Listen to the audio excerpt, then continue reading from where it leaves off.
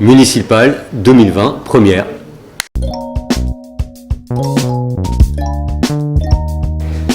Écoutez, de toute façon, on ne va pas jouer à faire semblant.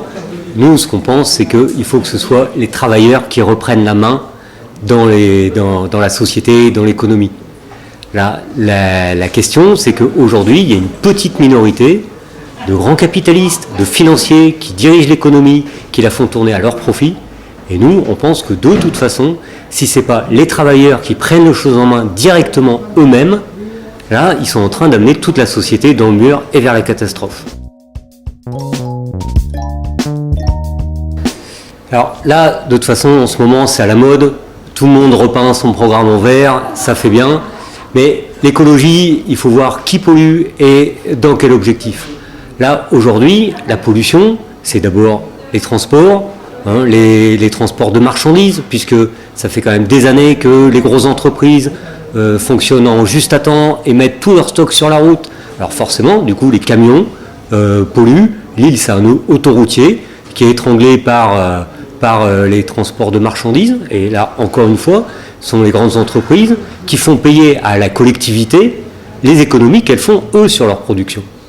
Et puis, il y a d'autres types de pollution. Il y a la pollution qui est liée au fait que les transports publics sont systématiquement diminués. Il y a de moins en moins d'investissements à la SNCF, de plus en plus de suppression de postes. Et du coup, forcément, c'est la voiture individuelle qui prend le dessus, alors que ça devrait être quelque chose qui est pris en compte par la collectivité. La plus grande insécurité aujourd'hui, c'est pas, encore une fois, le baratin qui est fait sur le fait qu'on n'est pas bien dans la rue ou je sais pas quoi. La plus grande insécurité aujourd'hui, c'est le fait de ne pas être sûr de ce qu'on va avoir comme travail demain. C'est l'insécurité sur le travail, c'est l'insécurité sur le salaire, c'est l'insécurité pour l'avenir de ses enfants. C'est ça la plus grande insécurité. Et ça, pour combattre cette insécurité, justement, il faudrait déjà commencer par des mesures simples, directes, c'est-à-dire l'interdiction des licenciements, le partage du travail entre tous sans diminution de salaire, l'augmentation des salaires. Ça, c'est quelque chose qui donnerait la possibilité à une grande partie de la population de vivre dans la vraie sécurité, c'est-à-dire le fait de savoir de quoi demain va être fait. Alors, là encore, excusez-moi, mais la question des étudiants, c'est aussi lié à la question de la précarité, puisque là, de toute façon, une grande partie des étudiants aujourd'hui soit doivent travailler pour payer leurs études, soit se retrouvent en situation de précarité avec les loyers, de précarité alimentaire, et finalement peuvent même pas faire leurs études dans de bonnes conditions.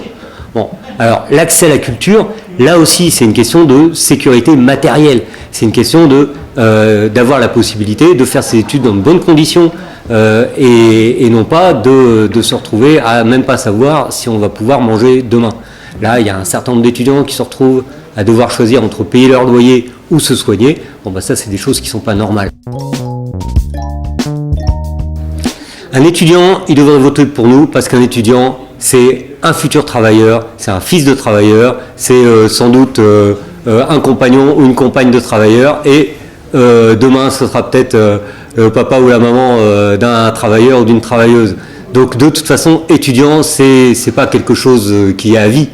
Quand on est étudiant, on fait partie là aussi du monde du travail, c'est-à-dire qu'on a les mêmes problèmes que tout le monde, on a les mêmes intérêts que tout le monde, et c'est d'abord le problème de l'emploi, le problème du salaire. Alors voter pour lutte ouvrière, c'est d'abord affirmer que cette société, il faudra la changer, et affirmer aussi que c'est le camp des travailleurs qui peut réussir à changer les choses et à prendre la société en main pour l'ensemble de la société. Écoutez, le lundi 16 mars, le lundi 23 mars, comme tout un tas d'autres jours, on sera au boulot, parce que nous, on est des travailleurs, et donc on travaille le lundi, le mardi, le mercredi, tous les jours de la semaine. Il y en a même un certain nombre qui travaillent de nuit, qui travaillent en 3-8, qui font les postes, parce que justement, nous, on est une liste de travailleurs, donc nous, on travaille, et c'est ça qui nous donne la possibilité, justement, d'une part, d'avoir un avis, de faire entendre les intérêts des travailleurs et l'ensemble de la population dans ces élections, mais c'est ça aussi qui fait que nous, on pense que les travailleurs, ils ont la solution entre les mains. C'est pas une poignée de financiers qui s'en mettent plein les poches qui sont la solution pour la société. Eux, ils sont en train de mener tout le monde dans le mur. C'est pas une poignée de politiciens au service de ces grands riches et capitalistes qui peuvent être une solution pour la société. Eux, ils sont justement tout le temps en train de savoir comment est-ce qu'ils vont pouvoir les servir les uns et les autres. Non, ceux qui peuvent être une solution pour l'ensemble de la société, c'est justement ceux qui sont au cœur des problèmes, c'est-à-dire justement les travailleurs qui, eux, parce qu'ils n'exploitent personne, ils peuvent arriver à changer les choses.